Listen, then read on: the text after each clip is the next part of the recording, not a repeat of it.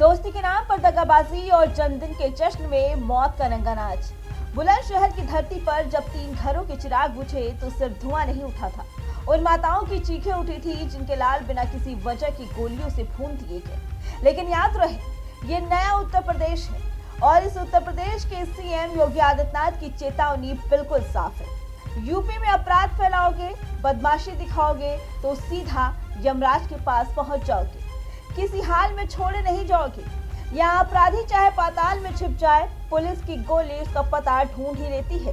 CM Yogi Adityanath की चेतावनी बुलंदशहर में सच साबित भी होगी। जीतू सैनी, जिसे लगा था कि वो खौफ का नया नाम है, जिसे लगा था कि 3 कत्ल करके वो फरार हो जाएगा, उसी जीतू सैनी की अकड़ झाझर रोड की मिट्टी में मिल गई। यमराज ने अपना स्पेशल वारंट जारी किया और पुलिस ने उसे ऑन द स्पॉट डिलीवर कर दिया।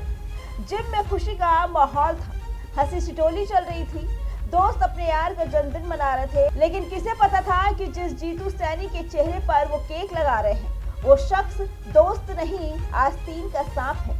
सिर्फ जरा सी हंसी, जरा सा मजाक और जीतू की अना को ठेस लग गई। उसने अपनी पिस्तौल निकाली और एक एक करके अमरदीप, मनीष और आकाश का सीना छलनी कर दिया।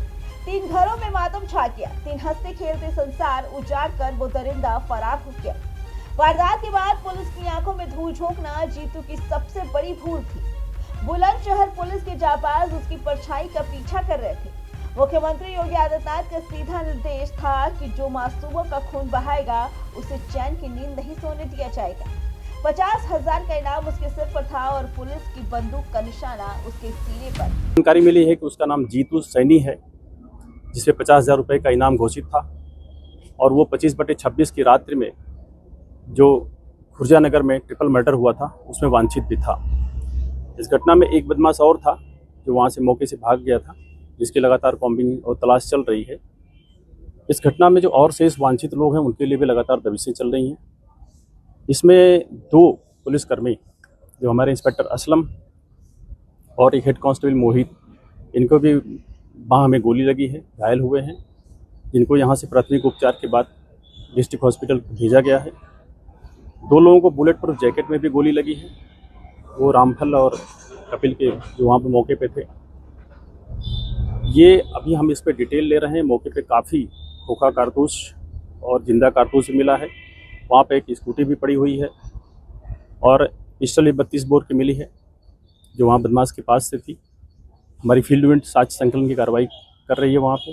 शुक्रवार की वो काली सुबह जब मौत स्कूटी पर सवार होकर झाझर रोड से गुजर रही थी तो पुलिस ने घेराबंदी की, रुकने का इशारा किया, लेकिन पाप का घड़ा भर चुका था। जीतू सैनी ने भागने की नाकाम कोशिश में पुलिस पर गोलियां बरसाई। जाबाज इंस्पेक्टर असलम और सिपाही मोहित लहूलुहान हुए, लेकिन वर्दी का फर्ज थमा नहीं। जवाबी फायरिंग में जब ठाई ठाई की गूंज उठी तो जीतू सैनी का घमंड हमेशा के लिए ठंडा हो गया।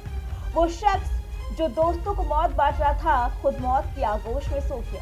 हिसाब बराबर हो चुका है। मुख्य आरोपी जहन्नुम के सफर पर है। 5 सलाखों के पीछे अपनी बारी का इंतजार कर रहे हैं। बाकी बचे 5 बदमाशों के लिए उल्टी गिनती शुरू हो चुकी है। यूपी पुलिस ने साफ कर दिया कि अगर अपराध करोगे तो सरेंडर के लिए पैर नहीं मिलेंगे, सिर्फ यमराज का टिकट मिलेगा। आज उन 3 परिवारों के आंसू शायद थोड़े थमेंगे।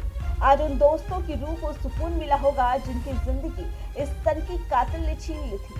बुलंदशहर की मुठभेड़ उन तमाम गुंडों के लिए वार्निंग है जो कानून को खिलौना समझते हैं कि समझ चाहिए, सुधर चाहिए, वरना अगला नंबर आपका भी हो सकता है। क्योंकि यूपी में अब इंसाफ देर से नहीं बल्कि सीधे होता है। Bureau report, prime TV.